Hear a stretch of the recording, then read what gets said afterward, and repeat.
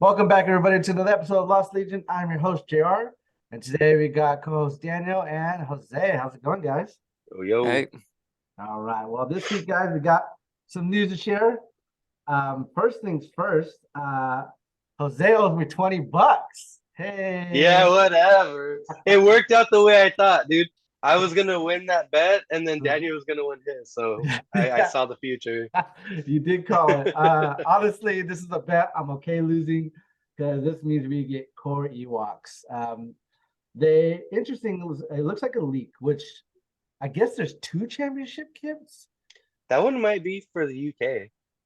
Is that a UK one? Is that what they said? It because I asked about other people about like what the how it's different because that one actually has purple suppression, Mhm. and I'm like purple suppression, is that like a Ewok mechanic? Because it's Oh a yeah, you're promo kit right. because it has the invite with it, so it's a store championship kit.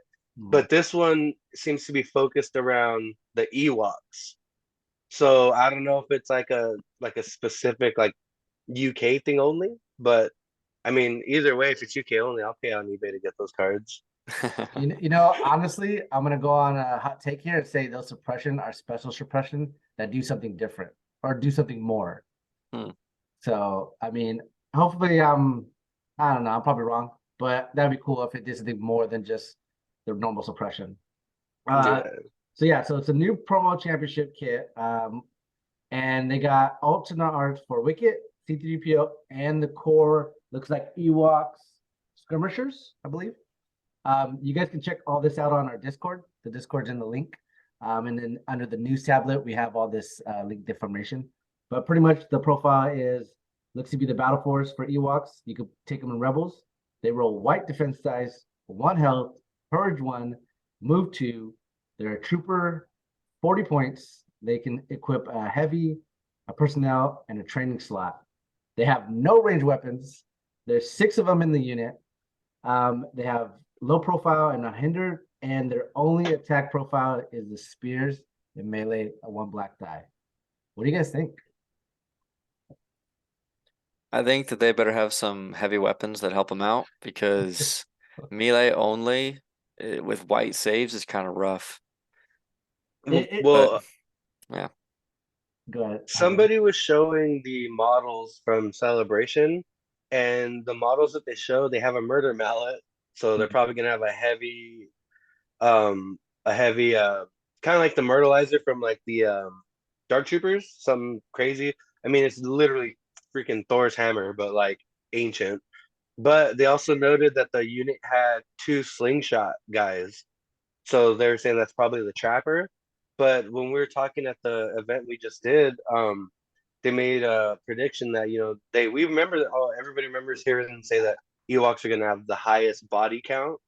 So with two trappers, like two separate slingshot units, like models, that might be like I was saying, like their upgrade card might give you access to two more range minis. They're not going to be crazy, but that still gives you your higher body count for one upgrade. Well, so from what we can tell from this core, there's no armament upgrade that you can equip. So I don't know what other weapon profile they're going to be able to take unless there's a new training card that comes out that allows them to shoot Well, their it spears or would throw be their spears. You know what? What if they had a training slot where it's just like, I don't know, you could throw spears now at a certain range? well, the weapons aren't necessarily always tied to the armament because when you look at Clan Ren and you look at ISF, it's a heavy personnel named character with that weapon. well, but those people don't let the basic units shoot that weapon. So Mhm. the problem is if you got like two trappers, then we'd only have two guys shooting at range. Everyone else would just be standing there because they don't have any dice that can contribute to a range attack. That's Yeah, but what my armament would be good for. Yeah. my whole thing with that was like that'd be perfectly fine because looking at the way they are, and if you factor in that they might get two bodies, as I'm disappointed that their profile, but to me it just well, from what we know of C3PO, they're just gonna be 3PO meat shields. I'm not gonna lie, I'm all for this. Like, don't get me wrong, like Legion is a range game, and range is always gonna conquer over melee. But imagine if their special forces was like five or six in a unit as well, and then you get to fly, and then their battle force allowed you to take 10 of these guys. So then you just have a bunch of body just running at you in melee. Like that would be fun. But it's definitely not going to be competitive if this is Well, what you're going to get. it hinders on the one thing they're not showing us. We've seen the Wicket's command card. We've seen the core command card. We know Logray's there. We've seen C3PO. I think this whole battle force is gonna hinge on what Logray does. Because if Logray is like an unlimited heal, like the bus, or some kind of buffer unit, and he synergizes well with C3PO, especially with their keywords of unhindered and low profile, like you may not be able to stop these things getting to you. Honestly, I think you'll be able to stop them. Like, especially with the gun line meta we're in now, I think it's gonna be pretty easy just to wipe these guys off the board. It's just gonna be for the memes that you're gonna run these guys, assuming the trappers and everything aren't that great. I Because mean, you got to get 3 over cover to start with.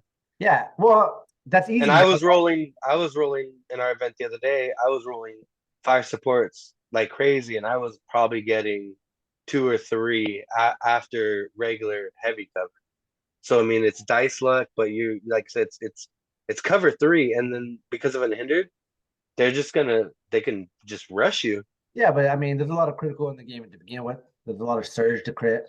So I don't see that really being too much of an issue. It's really for the memes. I feel like that you run these guys just to have fun because they're essentially a B1 unit, right? With a better defense. That's pretty much all that is. Better defense and no range option, which is kind They of should be rough. cheaper than B1s because of that. Yeah, Well- because B1's whole thing is like at least they can roll for crits. Like even if you just got 6 guys, it's kind of nice to have them shoot into armor because you'll plink some stuff or get 1 over cover. But yeah, you're not gonna be able to do anything with the Ewoks if they're not like actually engaged in fighting. You know what I would like to see Legray do is make them take an extra move or like speed them up. Like that would- Yoda, but for Ewoks. Yeah, like it Hmm. maybe make you go to speed 3 or make you, have incognito, inconspicuous. I know it's on the command card, but maybe Lugray can do some stuff. Yeah. But honestly, it's all speculation. Not sure how it is. We also can't throw out their command cards. They're still good. Like Yeah. Yeah. being able to stick somebody in the ground, like it does. Like nothing is worse than a Jedi stuck in the ground. Yeah. Nothing is worse than a unit stuck in the ground. Like, oh, cool, that's a op loop. Yeah, you have disengaged, but now you're immobilized. Like, you know what I mean? I mean, I think they're gonna have a niche. It's weird. It's like looking at this. This looks like the one army that fits that mold of this is thematic, not competitive. This fits that very well, but like I said, I think it's gonna hinge on the synergies we get with Logray because you wouldn't be holding out Logray for no reason at all. I think they're holding out on Logray because Logray is the least interesting part of the set. Right? Wicket gets more screen time than Logray, and C3PO is way more interesting to me than Logray. I think they didn't show Logray because they wanted to show a front and back, and they're like, no one cares what Logray does, and they showed us Wicket. So I think you're gonna be disappointed with what Logray Dude, does. disrespect against Lugray. Logray, Qui-Gon, I can't catch a break, dude. Hey, I like Qui-Gon. Logray, I don't know if he's an essential Star Wars character. It'd be hard for me to see a whole army hinging on Logray. He's a wizard. Like he literally might be the first space magic guy. Like, it's not a Jedi. Like, come on. I'm putting my money that you can run a bunch of these guys. They're not gonna. He's a shaman. He's gonna have heals. They're not gonna be great at range, but if you get them in melee, they'd be okay. I mean, yeah, you'll get your money's worth then. Yeah. Tribal Logray, picture it. Logray, tribal chant. He gets to heal, treat 4 unlimited. Like for 1 turn, it's an action. You can just bring 4 up. Okay, so just let me understand this. You want Logray to heal 4, and then you take Op Luke, and then you just got no. You wouldn't.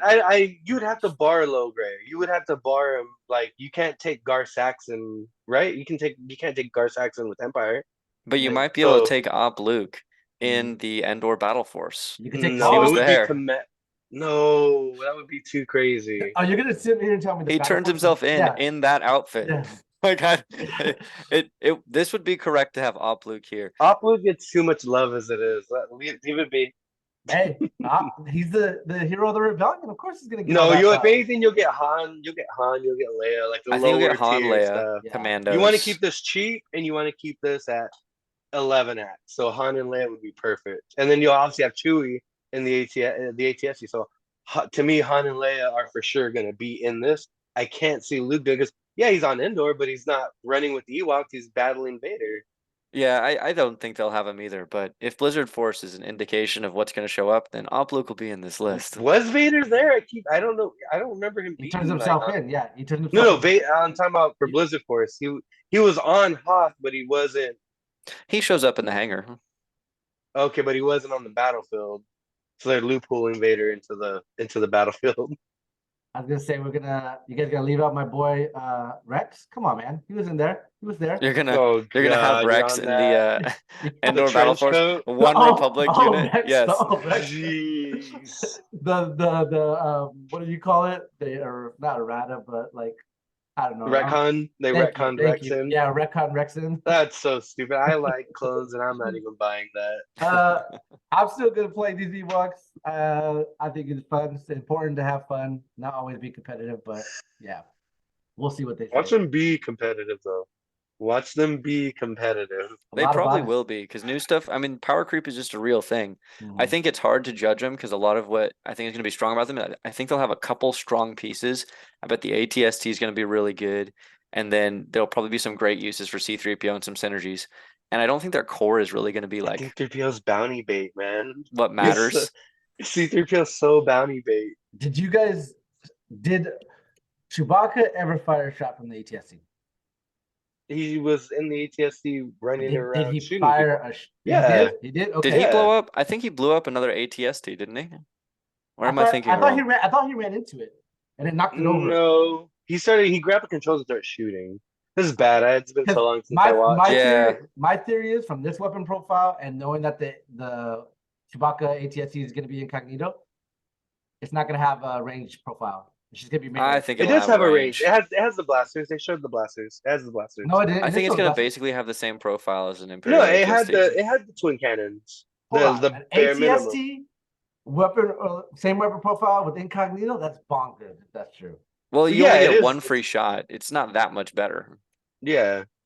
I don't know. Because if you're We'll not see. shooting with an ATST, then you're wasting points. And- So and probably you it just gives you also- one turn where you don't get shot first. And you also have to factor in you're not getting the hammer pilot, which is big on the ATSC for Empire. So you're losing that surge because I'm betting Chewie is not doesn't the Chewie card, surge to he's the hit? pilot.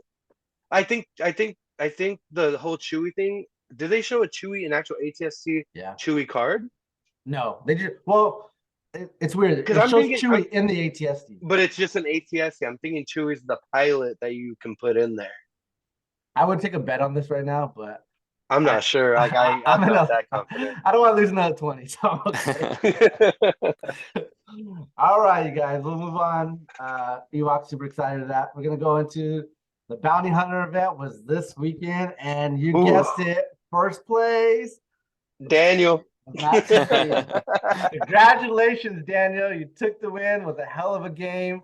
Thanks. Yeah, that was a stressful one. yeah. It was stressful watching you guys, man. You guys had a crowd watching. Yeah, it was a lot of fun and everything. So definitely want to give you congrats on that, Daniel. Hope I know Roman was talking about another one coming up soon, so we're gonna keep you guys posted on that. But yeah, tell us your thoughts, Daniel. Like, how did you feel going into it? I know you were confident. But like, Just going into the last day.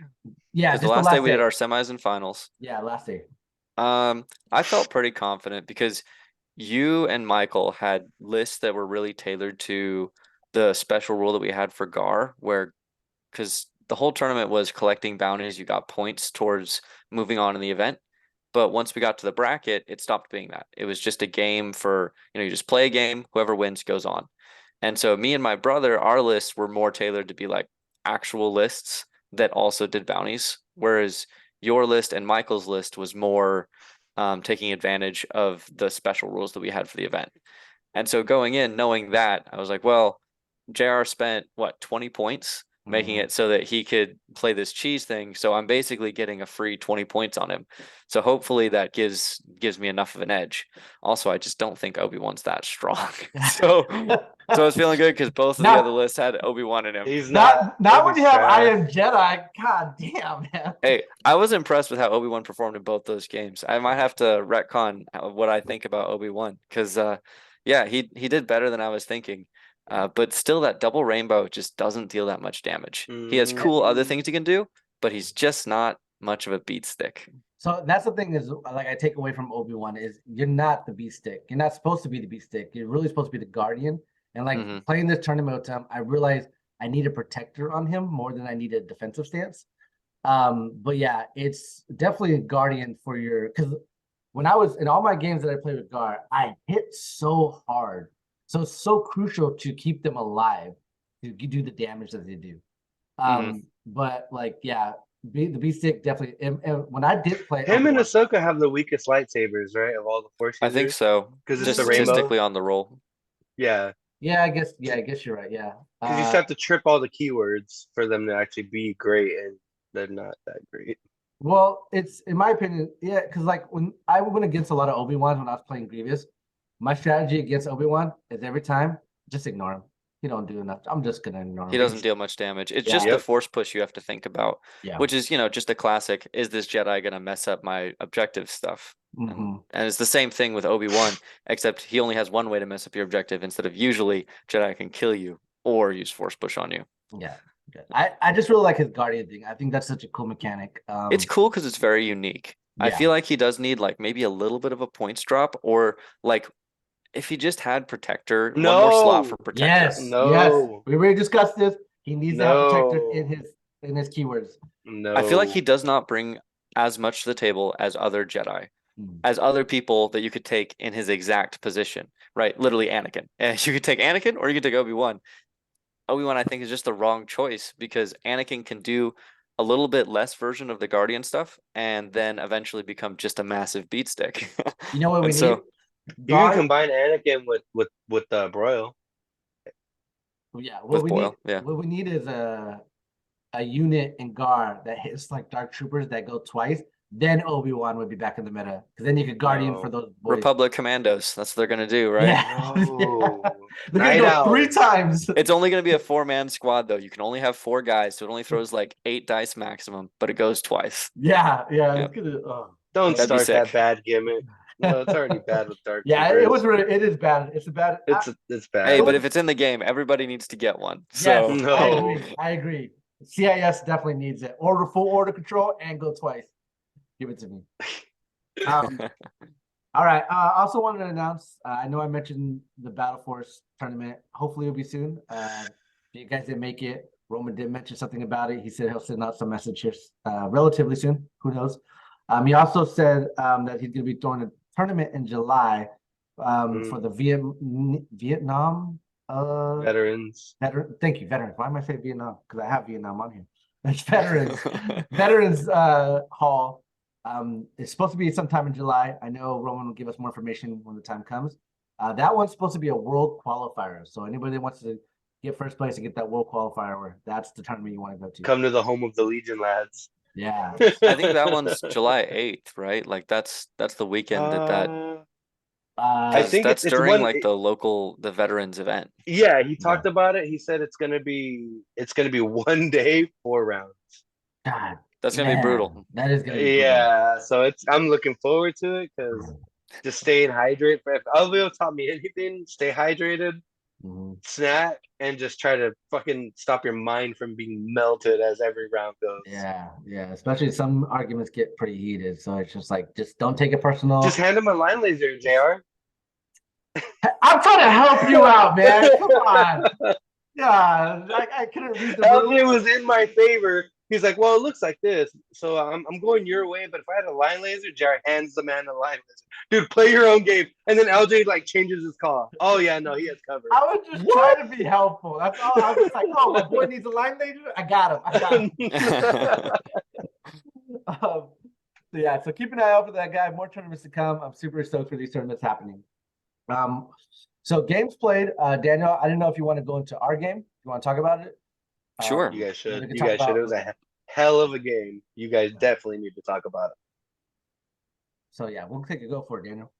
Okay, yeah. So our game was the finals of the Bounty Hunter tournament. We both won our semis, and so in the finals, my list is Din and Luke and a bus with 2 pikes with the extra man and the long range gun, and a pike capo separately. And then I've got 2 squads of naked rebels and 1 fleet trooper to ride in the bus.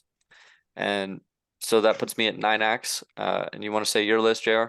Yeah, so my last was Obi-Wan. I'm pulling up right now. I'm trying to get it right now. Pretty much Obi-Wan had defensive stance, force push, barrier, and then vigilance. Clone Commander naked. I had 4 phase 1s, 2 of them with the medic. All 4 had, no, 3 of them had the Z6, and then 1 had 5s. And then 3 barks is what I had. Yeah, so we went in, the map that we were playing on had kind of 2 pillars right in the middle. And other than that, it was all kind of It was just, a launch pad. yeah, there's a launch pad in the middle, but effectively for us, because no one 2 could really play pillars. above it, it was 2 pillars. So there's 2 pillars right in the middle, and then there was a bunch of light cover and very little other line of sight blocking. So the whole battle was going to kind of take place around this. We ended up playing battle lines, hostage exchange, and limited visibility. So it's kind of weird. We're playing pretty close to each other right out the gate, but with limited viz. And so we set up, we're just kind of directly across from each other with these 2 pillars between us. Our hostages start between the pillars and move towards, basically towards us. Yeah, and so we went into round 1. I played what did I play? Standing orders. I played standing orders round 1 because I wanted to go last. Yep. Because I was trying to hold some of my bigger stuff to the end. What did you play? I played General Kenobi. Oh yeah. Yeah. So you passed out a whole bunch of surges.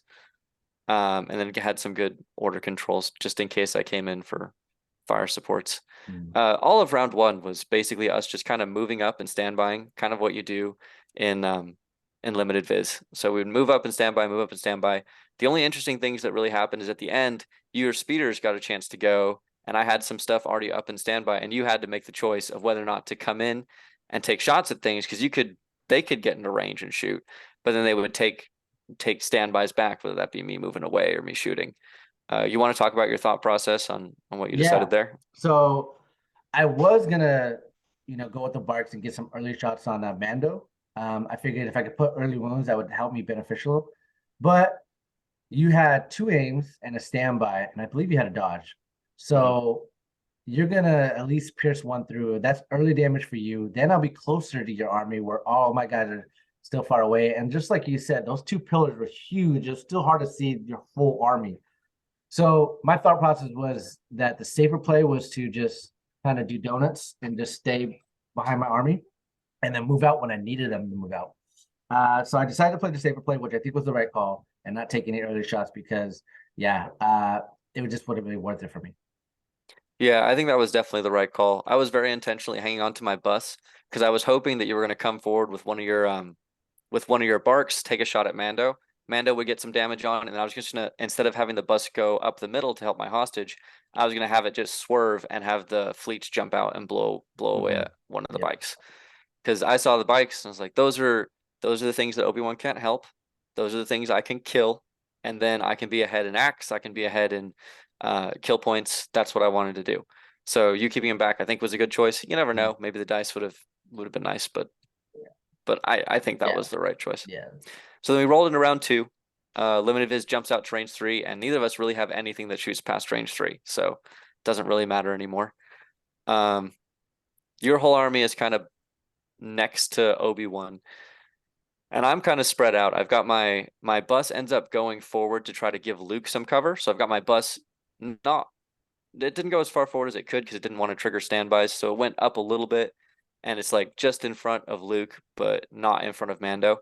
So Mando's in front, then I've got Luke in the bus. Yeah, and what did you play on round 2? I played knowledge and defense because I knew this was going to be the turn where we're gonna have to be shooting. So I was like, dodges for Obi-Wan everywhere.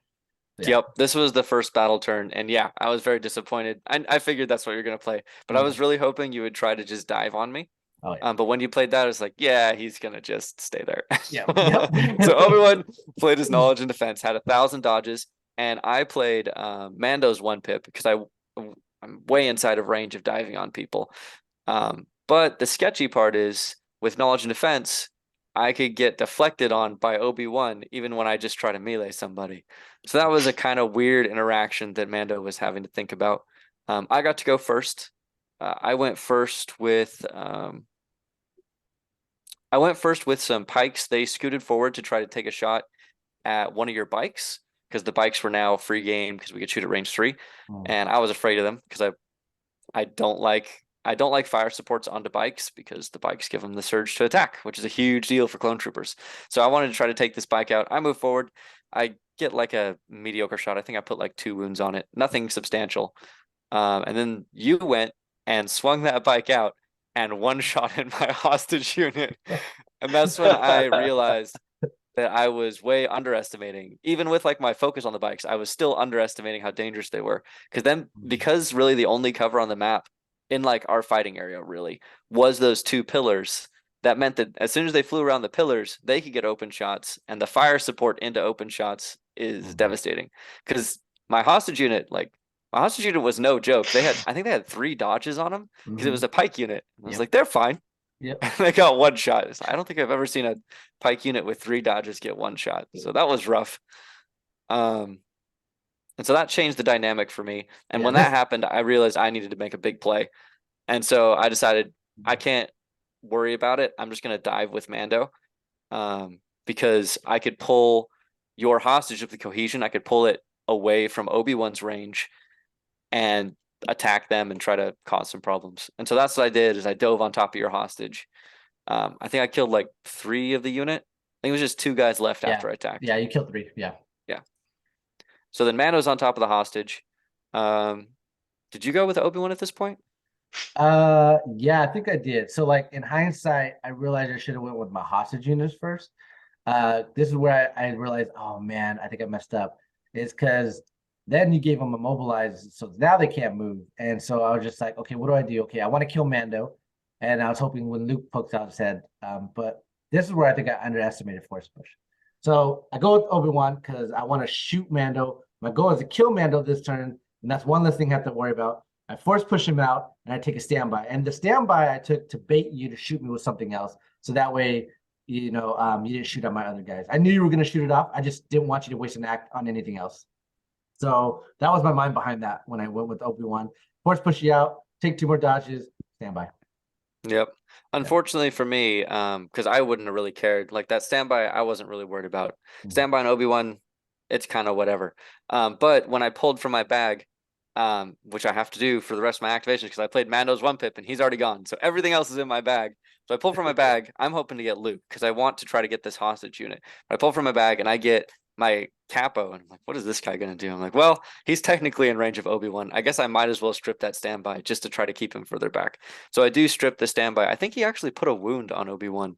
He did. Yeah, so he did good. So the capo shot got a crit through and put a wound on Obi. And that stripped the standby. Yep. And then I think we just kind of exchanged fire for a little bit until Luke got to go. Is that basically what happened? Pretty much. Yeah, so you started shooting at Mando at this point, I think. No, you know what's funny is I think you immediately after that, I think I went with Clone Commander, and then I think immediately you got Luke out of the bag. Is that what happened? Yeah, you went with him pretty early. Yeah, I did. Yeah, he was pretty soon. So I kept pulling from the bag. I get Luke out, and Luke force pulls the hostage towards him, jumps on the guy, and basically just makes it so that I'm safe behind the pillar with this hostage unit. So at this point, like even though I've lost my hostage and my hostage is just sitting on the ground, at least both hostages are on my side of the pillar, which is what I was going for. And so then maybe at this point you start shooting at Mando because Mando's sitting in the middle of your army. And so Mando, like he doesn't deal a ton of damage, but he's good against red saves and he'll start dropping bodies. He'll split fire and just shoot a bunch of people and it'll cause a lot of problems. And so then you're stuck having to deal with him or letting him chew through your fire supports. And so then you start trying to shoot at him. And this is where, like, in my head, I was like, Mando's probably going to die. That's where my head was at too, Daniel. Yep. Where was that? Yep. And that was the big sketchy move behind my plays. I was like, well, like this play sacrifices Mando on the altar of like getting the hostage out of there. And so I was like, well, Mando did his job. He got the hostage out of there. Well, it's a bummer. And then Mando rolled the best saves I think I've ever seen. Oh my God. He must have taken like 6 full fire support shots before he went down. Yeah, it was ridiculous. It was incredible. I think the first shot that you made, he saved all of them, and it was like 8. So, yeah. And I was like, oh, wow. I thought I was at least going to have tenacity after this, but no. This is my payback from my game against Nick when his Mando just went down like a fly, and so did Boba. Not this Mando. This Mando just like, I'll take him best guard armor. This was Disney Plus Mando. Yeah. This Mando was immortal. It got so bad that my biggest issue on Mando, because he survived to round 2, and on round 2 I got to go with him, which is crazy because I couldn't even give him an order, right?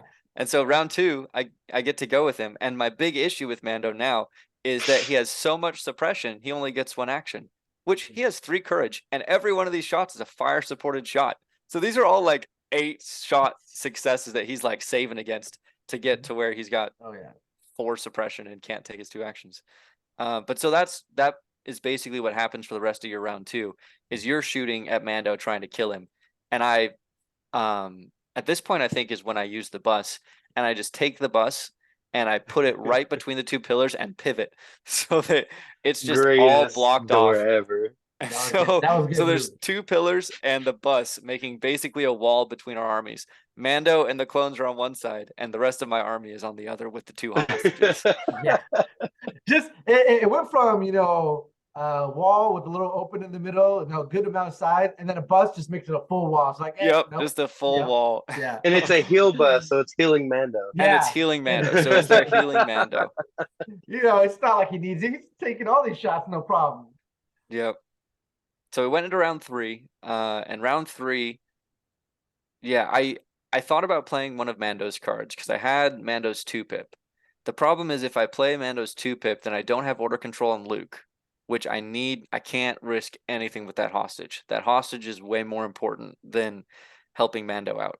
And if I play Mando's card, it's his 2-pip that I have, which doesn't let him get a dodge. And so it's more likely that he'll die anyways. And so I'm like, well, Mando at this point had like 2 health left, or maybe just 1 health left.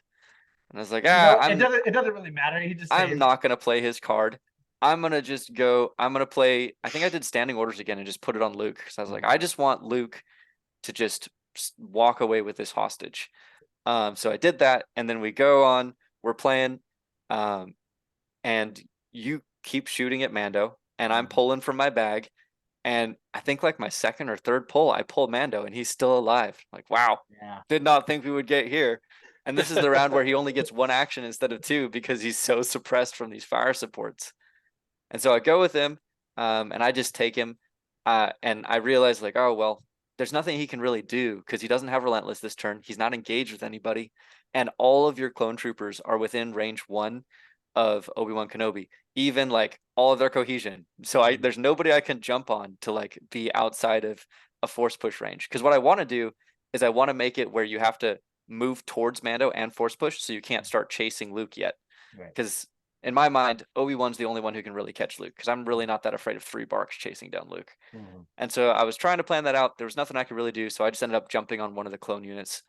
And then you ended up going, I think you went with Obi-Wan at this point? Yeah, I went with Obi-Wan because I gave him an order. I believe I played.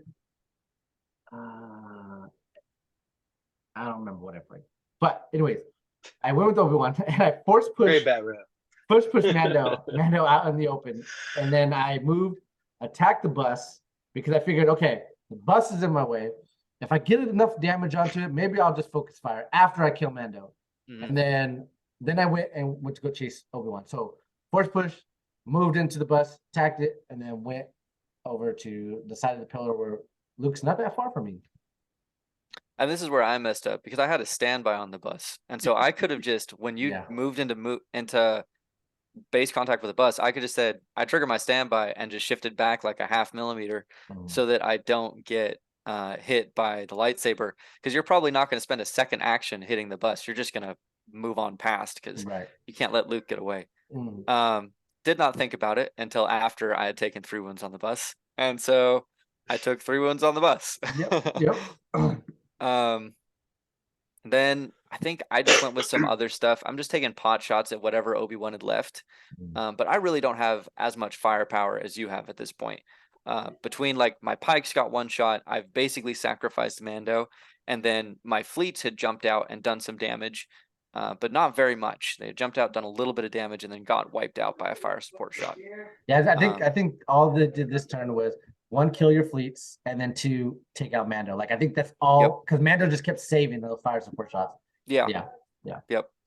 So we went into round 3. Oh, round 2 is the round that I did kill, or round 3 I did kill the hostage.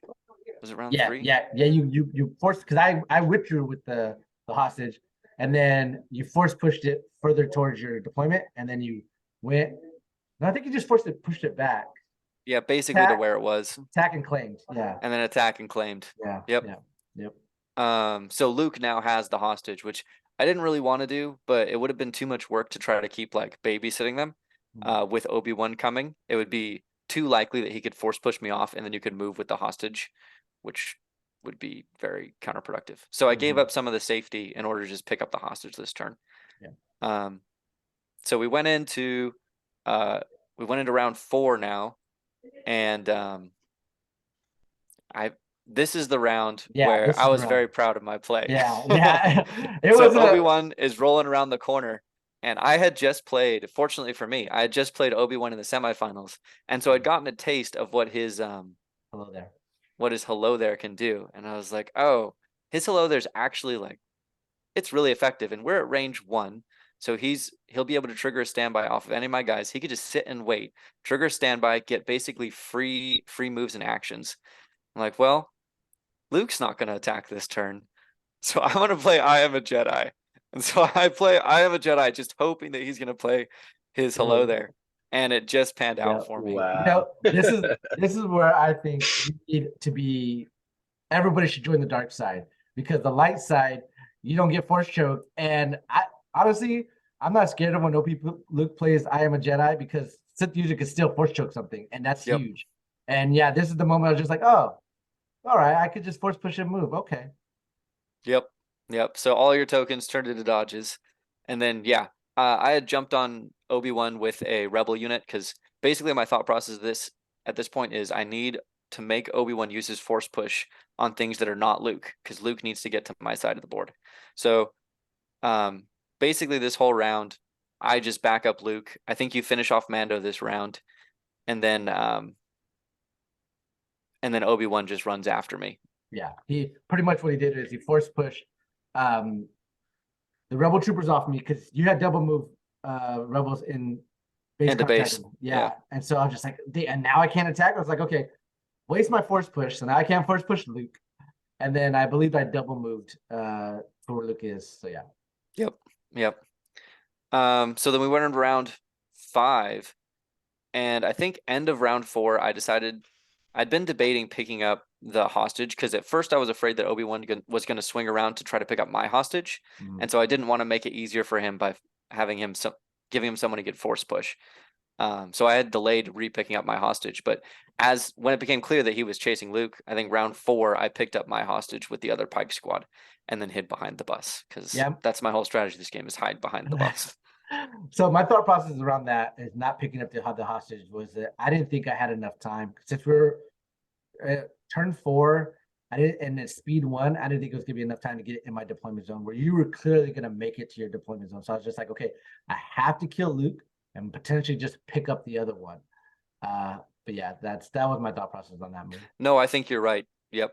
And part of that's why I didn't pick it up, was because I was afraid that if I gave you the extra speed 1, it would have made it closer, because then you could force push, pick it up, move, and I didn't want to give that. So I delayed picking it up so that I could just run back, but then when it became clear you were chasing Luke, I was like, well, I'll give myself a backup win condition of having this other hostage. And so I picked it up with the pikes and hid behind the bus. I learned my lesson about getting flanked, and so I had all of my guys cram into a little ravine Corner. that was made between the bus and the pillar, so that maybe I couldn't get flanked by bikes. And it worked for one shot. The first shot they got heavy cover on, and then second shot they did not. But there's only so much hiding you can do from bikes. Yeah, and I was just like, it was like my defense, everything had to go perfectly well. So that was asking him not too much already for the dice to just go perfectly. Yeah. So at this point, I was just like, yeah, I think he's got it, but I'll give it a shot. I'll try. But yeah. Yep. I think round 5 is really where it clinched. Mhm. Because in round 5, you were going to catch Obi-Wan this round. But I was able to go with the bus early, and I was able to take a standby. Mhm. And so you were going to catch Luke with Obi-Wan. You go with Obi-Wan. I've again tackled him with Rebels because that's my strategy this game. He force pushes the Rebels off, and off of that, I trigger my bus's standby, and it just reverses right in front of Obi-Wan. Yeah. So he's not able That to was get a to that Luke. was a good move. I love that move. And so I was just like, oh, I can't catch Luke no more. Yeah, because I think if you had caught Luke that turn, it would have been close. Mhm. But when you couldn't catch him that turn, and your clones are now they're rushing around the outside of these pillars trying to get here, and they'll be able to get some shots off on Luke, but not enough to take him because he's at full health still. And I've stacked like 3 dodges on him because he's dodging, the bus is passing him free dodges, and then I was using I used my Pike's vigilance 1 turn on him because it was a turn that I was afraid you were going to try to do a fire support. I Yeah. thought you were going to bring around a squad and shoot him, but they didn't end up really doing that. Yeah, so we went in round 6, and it was basically decided at that point.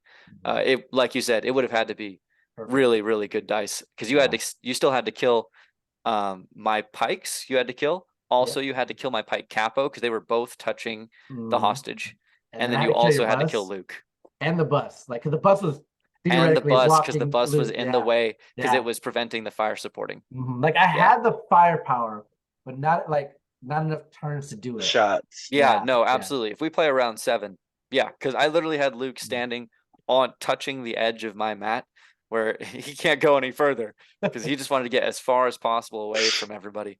Hmm. So yeah, one more round.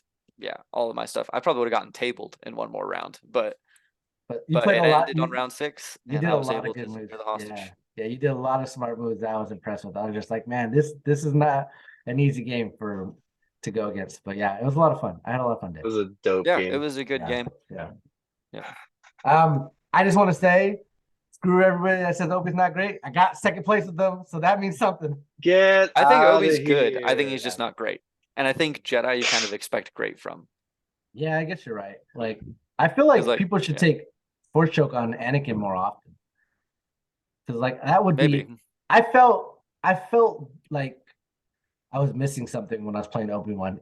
And it wasn't Protector. It was definitely like a Force Choke. Because it's so huge to be able to Force Choke. Like I could have Force Choked anybody to drop the hostage right away. Yep. The problem with choke on Anakin is the fact that you have to sacrifice saber throw, and Saber with throw fire support. saber throw fire support is 2, and saber throw fire support can mulch way more than one measly force choke, and you don't even need to recover. Which even when Anakin gets Master of the Force, it's only 1, and you want that for his push. So there's no negotiating with that. It's saber throw. You know, now fire that support. I think about it too, like saber throw on Obi-Wan is not a bad idea because you have critical 2. Sure, if you roll more surges, you won't get enough out of it, but I feel like that's still a good option that you can do. But it was still fun. Jose, man, you want to talk about your game? Because you're the only one there who got a chance to pick Cody, my man. How was it?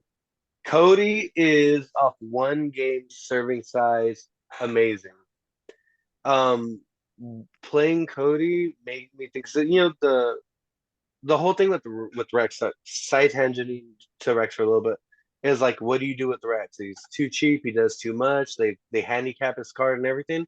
What I realized with Cody is that jetpack helps him so much with his maneuverability. It's insane. And so what I was thinking of just a game with Cody is Rex should have a jetpack. It should cost 0 He points can. He and be can a take a jetpack. jetpack. He Yeah, can. for 5 points. I just think that because with Rex you play one of two styles. You play stuck on the ground, can't do nothing. You're a little Weasley target, or you play jetpack Rex, which you jump to as high as you can, use air support, and bounce around, which is good, but you're paying that 5 points.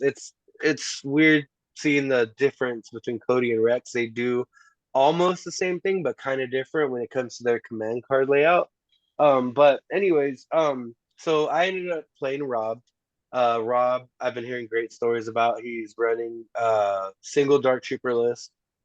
It's Palpatine bots, full Dark Troopers. It on paper scary. Um, IRG, and he has some storm filler with T-21s and some HH-12. So I think he was kind of safeguarding against somebody bringing armor to an armor gunfight, and which was cool. It was 7 list. Laying it out on the table, we ended up getting like this city type table with a lot of walls and barrels. A lot of the terrain was dedicated to the main 2 tables, which I had no problem with. But the way we were playing this table, it was a lot of long surface areas and a lot of open shots with little pieces of cover here and there, which to me was awesome. Um, when we went to the table, he was like, okay, he's like, he had me by 1 point on the bid. So 1 point on the bid. So he's like, I want to look at your cards. He's like, because I want to be blue, but I want to see what you have. And I was like, all right, cool. I think our decks are pretty much the same with a couple outliers, but it was enough for him to want to take his deck. So when he took his deck, I was like, all right, that's awesome. Because the way I've constructed this list, and we'll talk about the list after this. The way I constructed this Cody list is its main focus is on armor. And I had always from Cody's inception, I was like, this is the armor guy. He's gonna need vehicles, surrounded by vehicles. I wasn't too sold on the ISPs. Maybe I should. I do own them, but I wasn't so much sold on the ISPs because of their height issue trying to get over things. And everybody was counting out ATRTs because why do that when you can bring a saber? And I'm like, I'm the guy that likes to do different, so I brought 3 metal chicken nuggets. Um, so what I ended up doing with this list was I structured it in a way where if I came across Dark Troopers, I would have a fighting shot. But if I didn't engage with Dark Troopers, I still had the plink damage there to fire at range 4 to lighten things up. I didn't get to bring my ARC Troopers. That was really sad, but the way this list was constructed, range 4, and you got to get to me, or if I got to get to you, I can soften you up on the way in. So what we ended up landing on was advanced positions, key positions, and hostile environment. The reason it landed that way is because the way the card structure was, he was okay with anything in the first two scenarios, which he had it was limited viz. Then there was hemmed in, freaking rapid. I'm like, oh, this is terrible. Um, he passed on his first turn, so the first thing I got rid of was Hemden. I'm not playing Dark Troopers or Palpatine on Hemden. Hmm. So we get to this, we continue on, and he passes again, and I'm just like, okay, cool. So now I'm gonna get rid of Rapid. So Hemden and Rapid are gone. I'm like, screw that. That's in his favor. So Rapid is scary because he could drop the Dark Troopers and then still get an action off of it. While I got to worry about Palpatine and Boss like coming down my throat, like destroying everything in front. While I got Dark Troopers just destroying me from behind. So I was like, those are to me were the two biggest problems. So when we laid that out, he's like, "Oh, that's cool," and I'm like, "You think it's cool?" He's like, "Yeah, because the point's closer to me because." The way KP works is when you drop that center point, it's dead center and it's the piece of terrain closest to the center, which where it was at, it went right towards him like an inch, 2 inches towards his deployment with advanced positions. So I was like not tripping because I got the range 4 to plink away and march up as I could because I got to place the next token between that center point and my deployment as long as it was outside. So I was able to actually put my token in like a favorable position for me on my side where I was able to comfortably operate in that area. The way the map was, with the way advanced positions was laid out, was there was a wall dividing like the middle of the map, but it was kind of at an angle to where there was an opening big enough where we could see through railings to shoot. And then because the advanced position L's out, I was able to get around that big wall into a straight firing line where his portion of his army was going to be. So it's where I'm deploying everything. I have RPS units. I have two phase twos with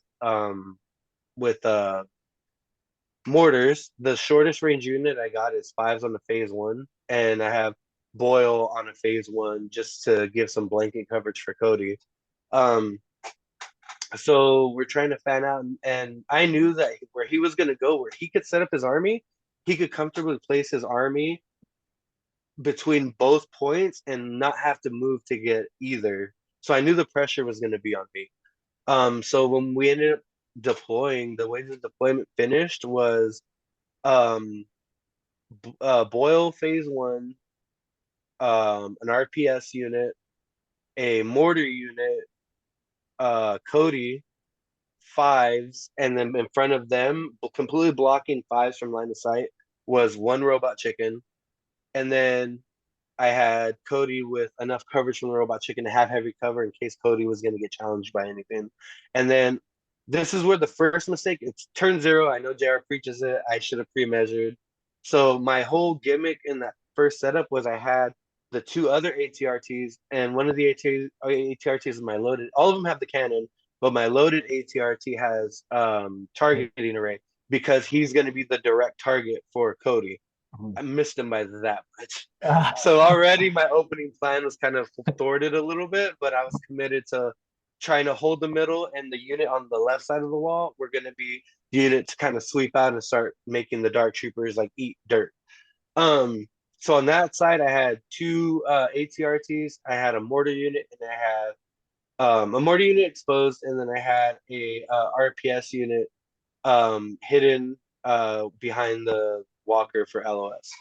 So I'm up 3 acts, 2 technically, because of the dark troopers. So we get into it, and the first round he plays lion, or no, not lion, he plays reptilian rampage, and I play have ever let you down. And I know people want to use this card with Obi-Wan, and I get it, but I got Boyle, so let's see what we can do. So the unit that I had closest to my center point, I kind of wanted to protect that at all costs. So the way that card works is whatever unit I give that order to, because one order goes to Cody, one order goes to that unit of choice. Whatever unit gets that order, every time it gets shot, Cody gets to retaliate for free pretty much. And I had Cody, stupid at my point, I had Cody at range 4 of a stormtrooper unit because I was planning on picking that unit off from the side because I could see about 4 of the 6 minis. Mm-hmm. But Bosco's right there at range 4 of Cody, and we all know Pierce and clones don't mix. So, okay, cool. I'm here hoping he's gonna bait to try to start attacking my point, and he measures everything out, and he's like, "Oh, I'm gonna shoot Cody." I'm like, "Oh crap." So hold on. This was the turn where you played Have I Ever Let You Down? Yeah. Okay. Go ahead. So he was questioning. Apparently he played some Cody players that really play different than I do, so it was kind of thrown for a loop with him with rules and stuff with Cody. But he was like, so if I shoot Cody gets to shoot me back. I'm like, no. Cody issues himself the order, but it's a friendly unit he orders other than Cody. So Cody cannot shoot you for shooting him. Cody can only shoot you for shooting the unit I give the order to. So when he did that, he kind of measured around. He's like, well, you know what? I got Reptilian Rampage. I bounty Cody. Let's body Cody turn 1. And I'm like, oh no. So he takes an aim and just first line just right down Cody's throat. Cody gets to take 2 off because of the heavy cover. And then Boyle's like, nah, I got you, bro. Boyle eats 1. And then Cody rolls, eats 1. I'm like, okay, I can live with that. It's Pierce. He has Hunter on freaking boss. I'm like, oh no. Mm-hmm. Second shot comes railing through. He hits another 4. Heavy takes 2.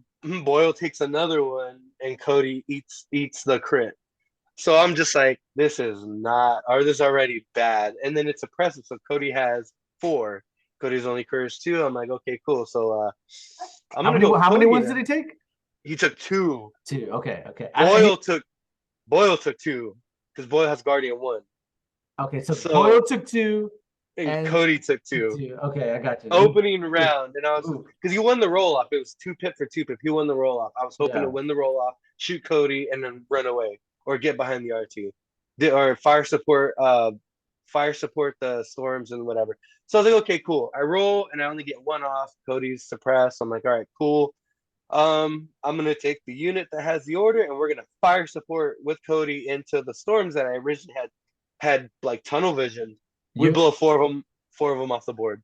so you when you gave out the order for Have I Ever Let You Down, you gave it to Cody and the Boyle. No, I gave it to Cody and I gave it to the RPS unit that was in center. Okay, gotcha. Okay.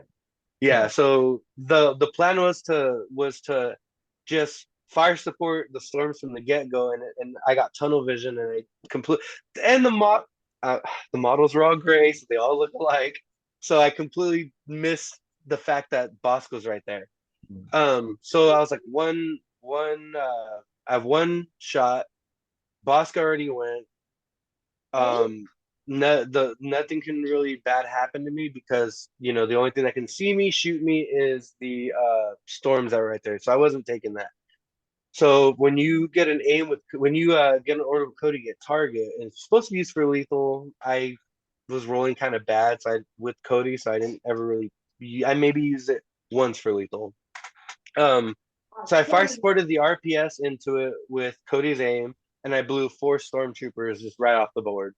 So I was able to save myself give me a little bit of breathing room because on the next turn he activated that storm unit and then moved the storm unit around, so they wouldn't get tore up anymore. So then we ended up going. I go again, and I pulled my first ACR team, and I was like, cool, let's test the Dark Troopers out. I know he has IRG, but to me that I was never in the whole game. I was never ever going to target the IRG because the IRG have Guardian, they have Protector. I know that it's just a certified extra wound blanket for the Darks, which is great when you're dealing with plink damage. So the way I looked at it was, I'm gonna ram all this critical, all this impact down the Dark's throat, and I don't even need to wound the IRG because the IRG is gonna take the wounds for the Dark Troopers. So first shot, aim, shoot. I get 3. I move out to the line of sight, block the RPS that was behind it, and I take a shot, and I get 3 crits right from the get go. He activates Protector, he blocks 2, and then he barriers 1. I'm like, cool. Palps barriers down. Your Protector's down. All right, that I could live with that. He then pulls. He gets the IRG. He recovers and then takes a dodge. Once again, I'm fine. Those IRG, if they get into my lines, can make an issue, but I know they're not going to because they're duct taped to the darts. So the next shot I get is a aim shoot with the next RT and another 3 crits because the Dark Troopers get no cover. He hits Protector again and he loses a mini because he blanks on the 2. Dark Troopers take 1. Okay, cool. Next shot, I get to. He's kind of trying to wiggle around with his with his storms because he doesn't have exact border control right now. So storms are kind of moving. They're putting wounds on the up front RT on the left side, which I'm once again okay with it. And then I launch a mortar shell up into a storm unit, take 1 off of it. We're just exchanging fire. And then he pulls the Dark Troopers. I'm like, all right, it's go time. Here we go. The Dark Troopers come up, but they're out of range to use their whole boat. So they ended up putting a couple shots into the RT that was no. They move up. They can't take it. no, what happened? He moved up, he shot the RT, but they're not really rolled. They got the impact from the cannon, nothing else. So he got one or two through him. Once again, I'm not worried about it. And this sets me up to move forward my RT who had been creeping up on the right side, and I get an open shot into the Dark Troopers. Another 3 crits, another IRG gets heavily wounded, and the Dark loses a mini. Okay, cool. As long as I can keep bleeding this thing out, we're in business. He gets another HH-12 shot off. He wrecks my RT, and the RT sitting at 1 health. It's damaged, so it's where you roll white dice. Any paint, you get to your 2 actions. It's suppression for the vehicles. So after exchanging all those shots, he has control of the center KP, and he has his KP, and I have my KP. So as I'm looking at the board, I need to basically go for a kill shot right now at this point, but I also need to safely get Cody away in case Boss decides to do something else squirrely. So we play the next round, and I play synchronized offensive and lying in wait.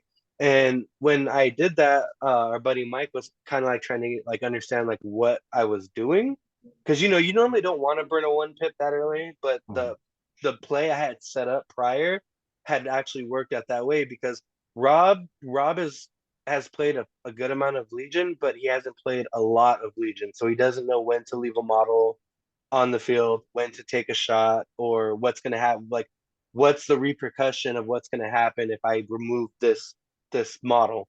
So the way I played it out was I was going to use that damaged ATRT as bait because behind that ATRT is an RPS unit with the full boat range into the darks. The minute that RT blows up, I'm going to have that open shot. So what I ended up doing was I directed to the RT that was in front of Cody. That then relayed to fives. Fives then coordinated that back to Cody, so I can have an order on Cody, give him the aim so he can just get out when he needs to.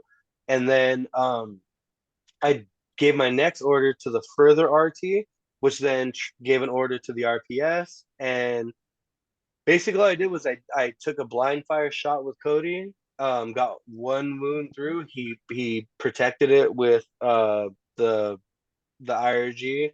Lost another IRG model, and I was able to jetpack Cody back onto out of range 4, but on this like cylindrical object. And the reason I did that was because I knew I was going to play airstrike the next round, and that vantage point gave Cody sight on Bosk. It gave Cody sight on Palpatine, and it gave Cody sight on his back objective point Capper.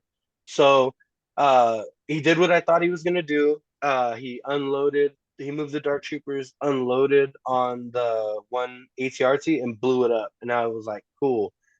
Right when that happened, I swung out my RT on the right side and fire supported the RPS into the Dark Troopers and essentially killing his IRG and getting the Dark Troopers down to 1 mini. Nice. So once that had happened, we kind of he started being on his back foot from there because I just started with the fresh RT that was still on the left side at range 4. I was just pop shotting Boss and having Boss have to like reroute where he was going.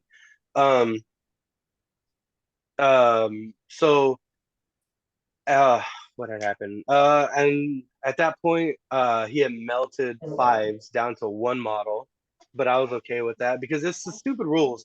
I jumped fives up to take a shot, but there's no more overhang. So if I can overhang, fives is out of range of the incoming storm shot that he's about to hit with. But because the overhang's gone, I have to place my mini in front of fives, giving him the range, and fives just eight shots. I blocked enough to keep fives alive, but that unit was gone.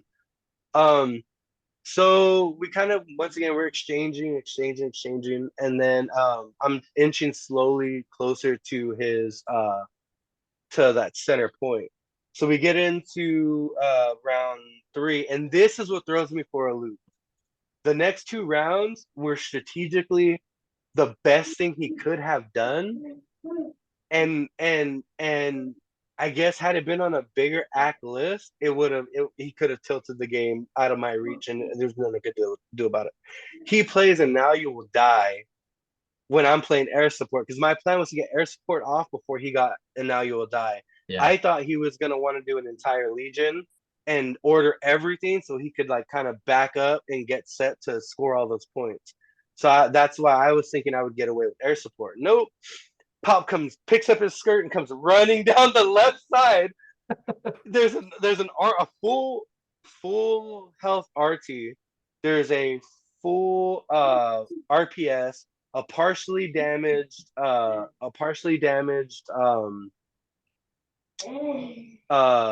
Beauregard's.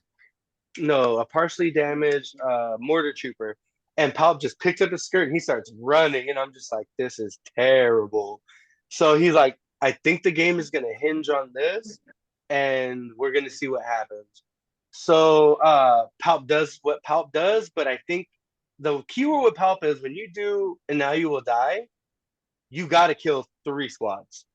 That's because you're trading Palp. I always believe you have to kill 3. Or like a key, like piece in someone's army. Well, he rushed it to that corner to try to stop the bleeding behind Palp. He was willing to trade whatever I had going on right there for scoring those points in the back. Because even though he would be down on axe, I would still have to try to commit to moving to grab those points, taking shots coming in. Yeah. Which he wasn't wrong. So Palp lights up the freaking mortar unit, gone, lights up the freaking RPS unit, and leaves the RPS unit on one mini. And I'm like, he needs to kill this mini. Like, he should not let this mini live. And then he turns around, eats 2 more wounds, and blows up my freaking 3rd chicken. Just blows it up. And I'm like, all right, so let me weigh this in. That's Palp on 1 wound, a leader on 1 wound, and I got Cody that can just flutter in and work that. I think I'm in a good spot. So in true black dice fashion, I rolled a suppression off of that lone guy. He takes a shot with an aim and blanks out. 1 black die blanks out on 2 rolls. So I'm like, that's trash.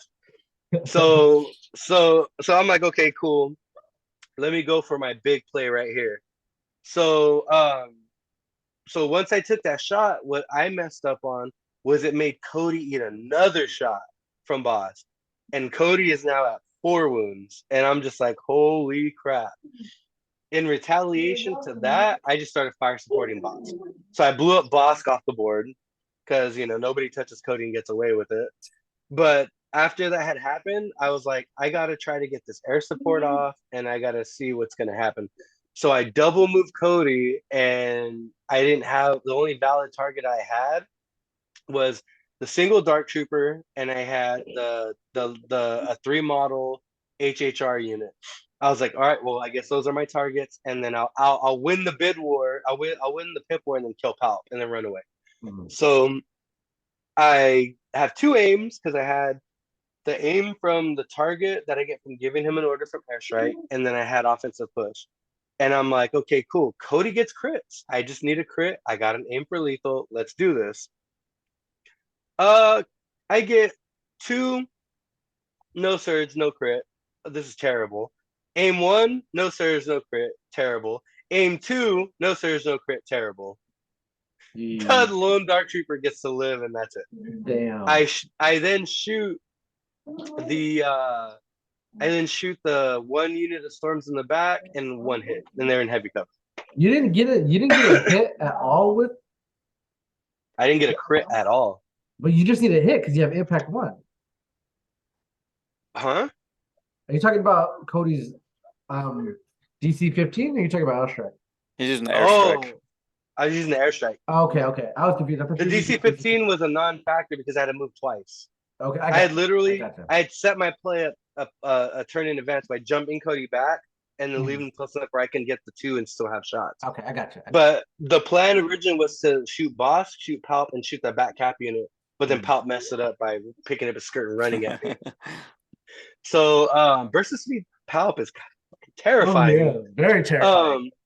So I whiffed on the dark troopers. I whiffed on the freaking storms. What I should have did was I should have aimed at the storms, got those wounds in, and then if I had anything left over, see if I get lucky with the dark troopers. But that was terrible. So now it's like I'm like, all right, cool. I'll just kill Palp then. We're good. Boss is off the field. The IRG are off the field. Dark troopers are down to 1. He's still in the game. I'm the kind of guy where I don't care how bad it looks. If you still have a feasible shot to win the game, you keep playing. Right. No matter how bad it looks. Yeah. Maybe that comes from me playing Rebels when I first started, but I mean, you keep playing. Mhm. So I'm like, cool. I will out pip this man, and I'll call it a day. I play Bring It Down just for the pip advantage. I just need Cody to go. I need Cody to get the aim from target. Nothing can reach Cody, so I can get the aim from target. I can aim with Cody, and then I can shoot Palp and end it. This dude says, nope, I believe I'll play Give In Ear Anger. Oh no. He gives the order to the Boyle unit who's sitting on 2 wounds. This is Boyle and this boy. Yeah. And they're the ones that are capping the center point.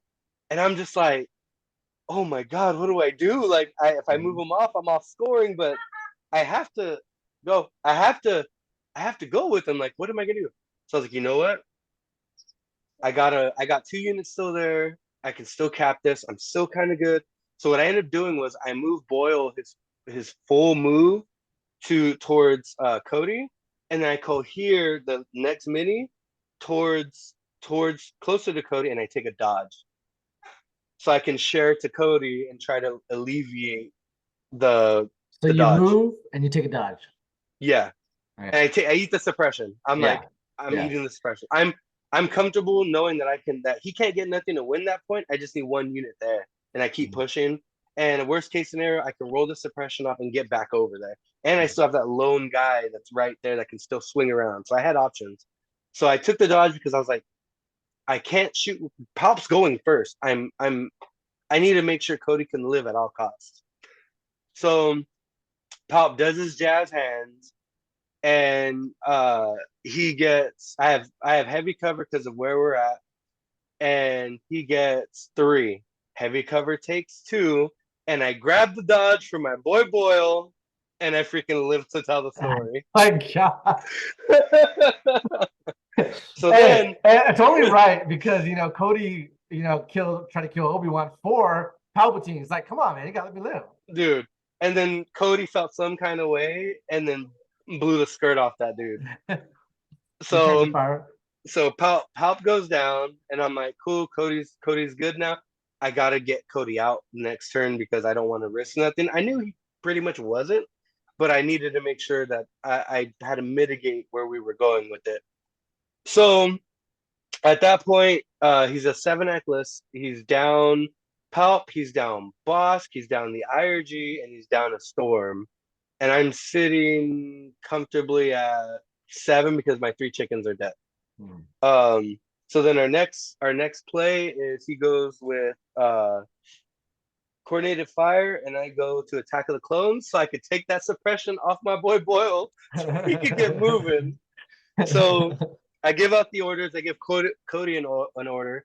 Cody shakes off the suppression. He takes out the last Dark Trooper and then retreats, jetpacks away, just flutters into nothingness. Rob returns fire with a Storm unit and blows up 5s. So we're bleeding the single model units out, but I still have enough where I can use line of sight to kind of wiggle my way through. And then the next activation, I take that one living RPS unit. I just double move him to the center point where he's completely hidden by the light cover because you can't. We had silhouetted it prior to see that there were models you couldn't see. So I literally put it in dead center where nothing can see him, and that freed up the other 3 units to just push forward. So he's trying to stay alive. He's trying to wiggle back and forth while picking stuff off. But basically, we ended up finishing with right there. We ended up calling it just because he is down to 2 Storm units. He had the clones marching forward, and Cody was, like I said, Cody was just going to keep coming forward from that safe 4 because his RPS had cumbersome, so he couldn't move up and then shoot me. And then the other storm unit just had a T-21. So Cody was just gonna keep harassing. Eventually, so there was nothing. Hell of a game. Rob is like me. Rob is will let you know how he feels. Yeah. We had some exchanges where I was like, I just want to get an outside person to kind of just check this out. We had Judge Josh. I felt bad because Josh gets there, he's trying to chill, trying to eat pizza. I'm like, Josh, and he's like, yeah, I can help you out. Josh is like the nicest person on the planet. But it was good. I felt that I feel like if he had 2 Dark Troopers, he beats me.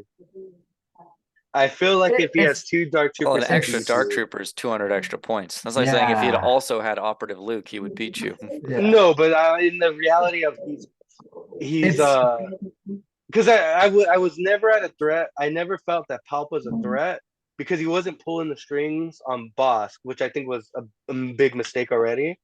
Because had he left Bosk there after he attacked Cody, he could have got Palpatine to hit Bosk again to hit Cody again. But he was trying to pull the strings on the Dark Troopers, which I think was a big mistake because the Dark Troopers were already bleeding out from all the impact that I was sending their way. Bosk would have easily been able to tear apart my gun line. So honestly, I think like even if he had 2 darks, I think he still would have won because your list has a lot of impact, and that's once darks go down, that's just game at that but point. impact to me, it's like yeah, I have a lot of impact, but the way I look at it is I have impact. But at the end of the day, it ends up becoming three hits versus 3 red die. That's no different than but they're paying a lot of points for those 3 red die. Like it's because they're also giving up cover, right? Because of their other keywords. So if you do have the impact to shoot at Dark Troopers, then their points are kind of burnt. And it's he did a lot of damage with them. Oh yeah. He did a lot with that's what I'm saying. He did a lot of damage with a singular Dark Trooper. And the way I look at it was he had a wasted unit in the IRG. I get the there's too much in that list. But see, I like the IRG, like because me and Rob played a lot, and we talked a lot about the current list he's playing now. I think he loses a lot of value with 2 Dark Troopers because Palpatine can pull the strings on Bosk or the Dark Troopers. The IRG can protect Bosk and the Dark Troopers. I'd much rather pull the strings from a Dark Trooper than pull the strings from a Bosk with army. Sure. But like in this scenario, you had some combat. Like this is the rock, paper, scissors that we've been talking about. Where if you bring a lot of impact, you beat darks, but you lose to everything else. You don't bring any impact, you lose to darks. You know what I mean? So maybe he probably should have pulled the string with Bosk more often because the darks were getting blinked away. But 2 darks, I think it's pushing it. And you lose a lot of synergy. I don't think you understand how much he'd have to cut from his list to get to that second dark. Well, because you're talking about not having the IRG, but the IRG is half the points of a dark. Well, see, what I'm saying is what I get that, and what I'm saying is, I don't think you can play a single dark list. I'm not against a high impact list.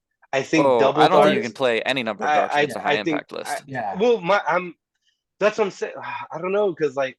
That's like playing a double saber list against a high impact list. It also we had that conversation. He said that the RTs actually did more work than the saber, and I'm like, whoever was using that the saber tank was not using it good because a saber tank would mulch these Dark Troopers. Here's my challenge to you. I say you go against Rob again without impact. Like, and it doesn't have to be.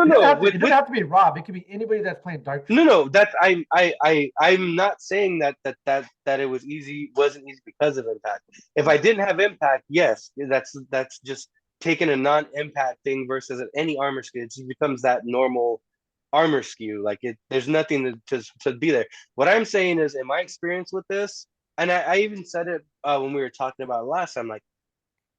I built this list to take on 2 dark troopers. Why I built this list because I saw where the meta was going, and I knew that I would have a good shot against double darks, but I knew that I wouldn't be SOL against a normal all comers list. But this list did enough in itself with one Dark Trooper that I think that I feel like the list I have would not do good against double darks. I mean, in my opinion, like you going against darks is like one set is very easy. You going against two makes it easy now. Like it's not ever going to be like difficult for you to not chew up dark troopers, right? You face one, it's very easy for you. You face two, it's just easy, in my opinion. I don't know. Overall, how did you like Cody? Cody is the shot of adrenaline that I think Gar needs. Because the cool thing about Cody is he has the range 4 band on a DC-15 that doesn't suck. So that is nice. What's cool about Cody is literally Cody can start at range 4 and sit there comfortably. He's a amazing fire support platform because of the surge to crit. He always gets an aim. I completely forgot. Let me double check to make sure I didn't see. I'm not tripping. No, he has take cover. I didn't even use take cover. Like thinking about it on the turns that I was actually very aggressive with Cody, but the fact that Cody has the aim, he doesn't need to take an aim action. So he can take cover at that range 4 and then shoot and have a token out there.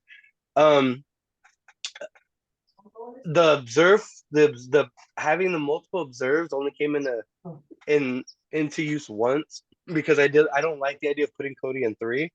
The way I was operating Cody was bounce out, range 4, like a range 4 sniper shot. Bounce out, bounce back. The ability to jump so flexible on this unit.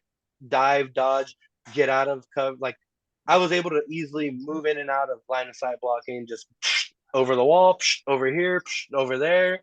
And with the added card of like air support, like Cody is just slinging shots midfield, dude. Like Rex in his bubble is a beast. I will never take that away from Rex. Cody is the inverse. Cody does the complete opposite of what Rex does, but does it in the longer range. So with that being said, I'm very interested to see a clone-centric list based around Cody and Rex, with Cody maintaining the short burst damage while Cody stretches that band out to 4. What it would look like, I don't know. I haven't really toyed with the idea, but it seems like those two together would be very complementary with what they do in their bubble, their expertise of where they are at. You know what I like about Rex and Cody is that Rex shoots at range 2 and Cody shoots at range 4, and the clone commander shoots at range 3. I like that they all shoot at different ranges. I think that's like a complementary to their skills in the Clone Wars. But all right, guys, we're gonna move on. Unit. I gotta do some more testing with them, but for right now, 1 game sample size, I am very impressed, and I'm gonna keep on this list. I like to do about 5-6 games before I start messing with. Does that mean you're gonna play me? For what? Just play me. Yeah. Play against double force users with an impact heavy list. Oh God. I'll just messing with you, man. No, I definitely play you. I just gotta get. You're just busy. It was fun. It's something I might think about taking to the veterans thing. I feel like I feel like it's just. I don't know. It's very flexible, and I like it. There's a lot, but like even. Guardian 1 isn't a big deal, but Guardian 1 on a red save unit, like I feel like it's the perfect target for phase 1. Like phase 1's normally just handout tokens. Well, guess what? Boyle can take a dodge, and now I can Guardian, and then I have the dodge to share to the unit that gets shot, and then I can Guardian that unit. Like I don't know. I feel like this. I'm excited to. I hope they do it. I want to see a 212 Battle Force now. That would be sick. I need to see it. I need to see it. I mean, we got the 501st. We just need a 212 like that. 501st sucks. I don't know. It got second in the LVO. Unless your dash is 501st sucks. Okay. On that note, we're gonna move on to the rules question. I only got 2 for you guys this time. So I want to see what you guys think. When using the veteran clone pilot, is it restricted to 1 clone unit and the saber take, or is it any number of clones units at range 1 sharing the saber take? Also, Do the clone token share changes apply to the veteran clone pilot, or is it still unlimited dodges, aims, and surges? It's unlimited everything, and the reason it's unlimited everything is because the saber, the what makes the token sharing a thing within the clones is clone trooper keyword. The veteran pilot doesn't give you clone trooper keyword; it just lets you absorb all their tokens. What do you think, Daniel? Yeah, I'll agree. You're right. It's because that's what the clone pilot says. Doesn't say anything about clone trooper keyword. Next question. When using Commander Cody's 2-pip card, does Cody meet the requirements for being at range 1 of himself? Meaning, if he suffers wounds, he gets a free attack. No, What's the wording on the card? The wording on the card, I'll pull that up right now. I believe it says it's a unit issued, friendly unit issued. Another friendly unit. Or yeah, I think it's other. That's the what way I I'm played it. listening for. It would make Yeah. no sense because then you wouldn't shoot Cody. It says, while a unit Well- that was issued an order by this card is at range 1 of Clone Commander Cody and suffers wounds from an enemy attack, after the attack resolved, if Clone Commander is at range 4 and has line of sight to the enemy unit, he may perform an attack against the unit. Yeah, no. I'm gonna say I'll no. say it counts busted. because the way that they do at range now is they define it at or closer, but technically, I don't know. I'll Cody just is say the yeah. range. I'll just say yeah to be controversial. No. I'm gonna be mad if it's yeah. I'm gonna be mad if it's yes. Daniel's right. Yeah. Assuming Clone Wait. Commander Cody was issued an order using the card, yes, he does qualify for the effects of the What? card and may perform What? a free attack as specified for the card. When Oh, wounded Rob was with right. attack. Right. You could have been shooting it Yeah, back. I was so Hold happy. on, hold on. I was so Hold happy on. when you brought that up in your battle report because I just like, you're telling me that boss Reptilian Rampage on Cody twice and you didn't fire twice back? Yeah, My that God. seems bust. Hold on. That seems I want to check that because the thing about the have I ever let you down is I think that's gonna get errated. Here's why. No. It's not if Cody gets an order. The command card specifically says Cody has to have an order. Well, but you Because can always relay it. Remember with the no, because you can't put a relay on Cody. Oh, does he not have a comm slot? No. Yeah, Yes. but then that would mean that's why they're not going to run it because that was the intent, right? No, If they're gonna have to errata it. they're not. because I will that's- bet you right Oh now my they're not going to. God. I think that is. You the don't think intent. that's busted? You don't think No, I use no. it? It's not busted. It's not busted. You're taking a wound to fire. Like you're still dying while Because it firing. only Okay. matters if you get hit. Yeah. Yeah, but the way the card says if Cody was so this is why I'm saying it's the wrong wording because when you look back at it, it says